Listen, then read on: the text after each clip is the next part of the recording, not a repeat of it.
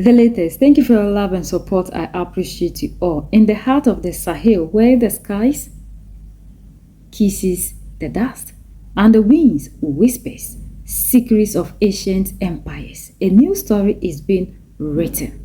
For decades, the story of Burkina Faso was told by others. They called it the land of upright men.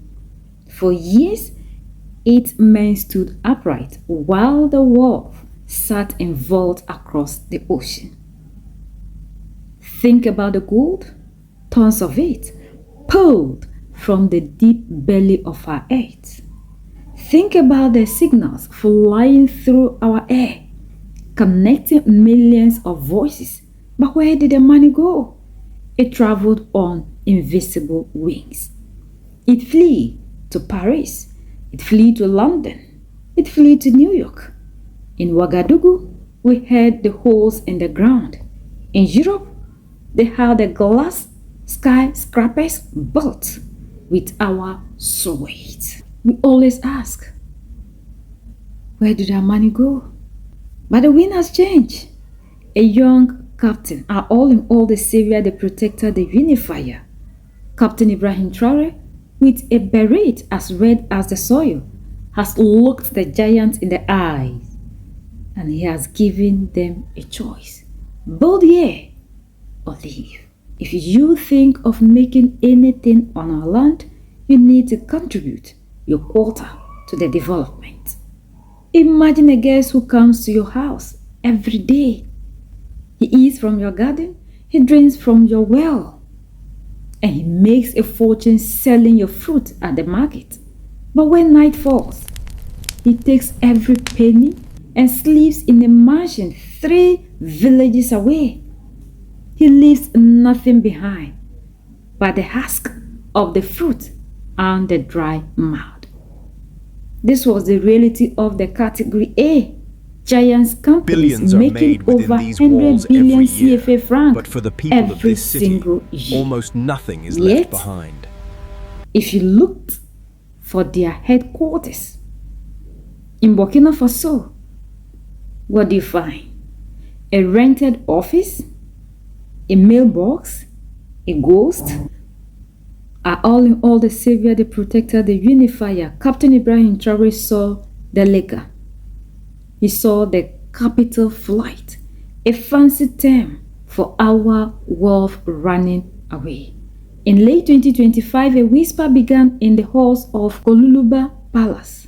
A decree was being drafted, not a suggestion, not a request for partnership, an order. An order. On February 12, 2026, the hammer fell. The Council of Ministers, led by our all-in-all Captain Ibrahim Traore, just didn't ask for taxes. They asked for foundation. Listen closely to the law of the land. Category A, you make 100 billion, you must build an R+7. 7 stories of glass and concrete, anchored in Burkinabe soil, with underground parking and energy efficiency that honors our soil. Category B, 50 to 100 billion, and R+5 is your price of entry. Category C, 10 to 50 billion, and R+4. Category D, even the smaller giants, 5 billion and up, must build an R+3. Nothing is small. As long as you are making something out of our soil, you need to leave something for us. So that finally when you are going, that becomes our property. Not a small office, not a receptionist and a phone line, a real building, a proper headquarters. The kind of building where decisions are made, taxes are paid, and executives show up to work every single morning. The law covers any company that earns more than 5 billion CFA francs per year. That is about $8.8 million. If you are making that kind of money from Burkina Faso, you now owe Burkina Faso a physical commitment. The requirements go even further depending on how rich the company is. The biggest companies, those making 100 billion CFA francs or more annually, must build a headquarters that is at least 7 stories tall, with underground parking, with energy-efficient design, with real infrastructure that becomes a permanent part of Burkina Faso's cities. Companies have 6 months to submit their building plans to the government. After plans are approved, they have 3 years to finish construction. That is the law. It is not a request. It is not a suggestion. It is not, we encourage you to consider. It is the law. Here is what you need to understand about how Africa's relationship with foreign companies has worked for the past century. A foreign company, usually from France, the UK, the USA, Canada or China, comes to an African country. They find gold or oil or diamonds or copper or cobalt. They negotiate with the African government, often with corrupt officials or leaders under pressure, and they get extremely favourable terms. Low taxes, the right to take their profits back home, little requirement to train local workers or build local infrastructure. They extract the resource. They ship it out of Africa, usually raw and unprocessed. Then they process it in their own country, manufacture products from it, and sell those products back to Africans and to the rest of the world at enormous profit. Meanwhile, in the African country where all the wealth came from, the communities near the mines often have no electricity, no clean water, no paved roads. The company headquarters, that sits in Paris or London or Toronto. The taxes, paid there too or routed through offshore accounts to pay as little as possible everywhere. This has been going on for generations, and most African leaders have allowed it because they were either too corrupt to care, too scared of losing investment, or too pressured by the International Monetary Fund and World Bank, which are controlled by Western countries, to change the rules. Captain Traoré looked at this system and said, "Not in my country." This is where it gets really interesting. You might be thinking, can't these companies just refuse? Can't they just say we don't accept this law and walk away? No, they cannot. And Captain Traoré knows exactly why. Burkina Faso sits on enormous natural wealth. The country is now Africa's 4th largest gold producer. In 2025, Burkina Faso produced 94 tons of gold, the highest amount in the country's entire history. That gold is worth billions. International companies need that gold. The world needs that gold. The global technology industry, the jewellery industry, the financial system, all of it depends on gold, and a large amount of that gold comes from the ground in Burkina Faso. Telecommunications companies like Orange and Move Africa, which are directly targeted by this law, have millions of subscribers in Burkina Faso. That is a massive consumer market generating real revenue every single month.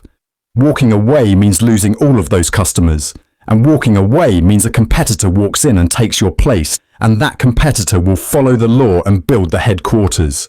So the companies are stuck. They cannot leave without losing everything they came for. And they cannot stay without following Burkina Faso's new rules. This is leverage. This is power. And Captain Traoré is the first African leader in a very long time to use it this boldly. The headquarters law did not come out of nowhere. It is the latest in a long line of moves that Captain Traoré has been making since he came to power in September 2022. Moves that were all described as impossible until they happened. Take the road. Burkina Faso is currently constructing one of the largest road projects in its history, connecting 2 cities through terrain that foreign engineers and foreign governments said could not be done. When Traoré announced the project, the reaction from outside was dismissive. You cannot build that road without foreign help. You do not have the engineers. You do not have the equipment. You do not have the capacity. Traoré did not argue. He just started building. Right now, as you read this, more than 100 tractors and pieces of heavy road construction equipment are on the ground in Burkina Faso, moving earth, paving, cutting through the landscape. The people running those machines, designing the route, solving the engineering problems every single day, they are Burkinabe. Not a single foreign engineer was brought in from China, France, or anywhere else. Burkina Faso's own engineers are building Burkina Faso's road. They said it was impossible. The Burkinabe engineers showed up anyway. When that road is completed, it will not just move vehicles. It will prove something to the entire African continent. that the "we need foreigners to do it" narrative is a lie that was invented to keep Africa dependent and paying. Let us be honest about something. When Captain Traoré took power, many people expected him to fail quickly. The Western media gave him months.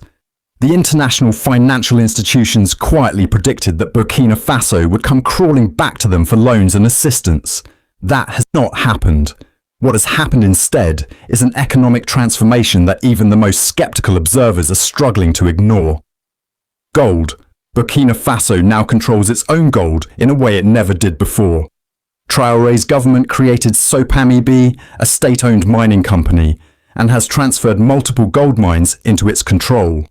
5 major gold mining assets were transferred in June 2025 alone. The country has also stopped sending its gold to Europe to be refined there. Instead, Burkina Faso now has its own gold refinery that can process 150 tons of gold per year. That means the profit from processing stays in Africa. The jobs from processing stay in Africa. The value from processing stays in Africa. This is not small. This is the difference between being a supplier of raw materials and being a producer of finished goods. Every country that became wealthy in modern history made this transition. Burkina Faso is making it now. Farming. In December 2024, the government opened a tomato processing plant that can handle 5 tons of tomatoes per hour. The government has also created a national holding company that brings together 5 state agricultural enterprises. Burkina Faso is moving from farming raw produce to creating actual products, tomato paste, processed goods, that can be sold at higher value. Cotton. The National Support Centre for Artisanal Cotton Processing has been set up. Cotton, like gold, was historically shipped out of Africa raw, processed in European factories, and sold back to African consumers as expensive clothing and textiles. Burkina Faso is ending that chain by processing its own cotton domestically. AI can already handle your ideas, scripts, voiceovers, and even part of the editing. Burkina Faso is ending that chain by processing its own cotton domestically. A national plan. In January 2026, the government adopted what is called the Relance Plan, a full national development blueprint running from 2026 to 2030. The total cost of the plan is estimated at 36,000 billion CFA francs. And here is the number that should make every Western government uncomfortable. Almost 2/3 of that funding will come from Burkina Faso's own sovereign resources, not from the IMF, not from World Bank loans, not from France, from Burkina Faso itself. The IMF cannot deny it. Traoré has rejected IMF assistance entirely, refusing the loans and the conditions that come with them. These are the kind of leaders we are looking for in Africa, and this is what we are talking about. This is leadership. Unlike those in the democratic elected who want to be shaking hands with these people and always obey commands. The giants trembled. They argued, "This is too fast. We need more time." But the captain clock has no pause button. You have 6 months to show the plans. You have 36 months to finish the roof. This is amazing. We are no longer asking these people to give us the opinion. No. You do it or you leave. Why does a building matter? Is it just about bricks? No. It is about accountability. When your headquarters is in Ouagadougou, your books are in Ouagadougou, your managers are in Ouagadougou, your taxes cannot be hidden in the clouds of a transfer price. Traoré is building more than offices. He is building a skyline of sovereignty. He is telling the world, if you want to make money from the upright man, you must stand with us on our ground, under our sun. They can't continue to come here to be taking everything away. It's not possible. We need to stop that. That is why Africa is not moving. When they make all these things, they get there, build, and then come back and tell us how poor we are. Look, the stones are already being laid. Africa has felt the heat of the decree. They have started their 9 billion CFA franc investment. The giants are realizing that the era of extraction without investment is dead. But wait, Every revolution has a price. The critics whispers in the dark. Will the investors run away? They ask. Will the cost of the phone calls go up? Will the mines close their gates?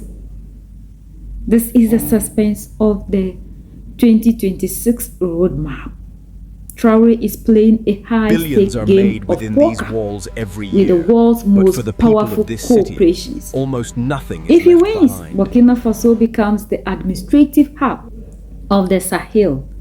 If they resist, well, the captain has already shown he is not afraid to nationalize what is rightfully the people's. The ancestors used to say, the hand that gives is always above the hand that receives. For a century, Africans' hand was underneath. But today, in the land of upright men, the hands are reaching for the trowel, the crane, and the blueprint. Ibrahim Traore's decree is a message to every corner of the continent, from the Congo to the Cape.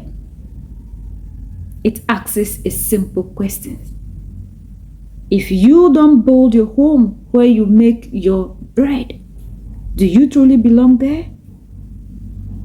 You cannot come here and make anything and take it out, simply because you believe you do not belong in Africa. And if you don't belong here, why do you want to take something out of Africa? The skyline of Ouagadougou is changing, not just with height, but with dignity. The giants are building, the people are watching, and the world is finally listening. What do you think? Is this the blueprint for all of Africa? Or is the captain flying too close to the sun? Tell us in the comments. This is African Narrative, and we are just getting started.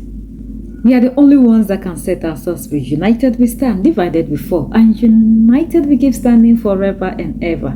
The greatest enemy of the African is mental slavery. So let's decolonize ourselves from mental slavery. Let's keep sharing to educate our brothers and sisters. Together we'll make Africa great for ourselves and the next generations that are going to come.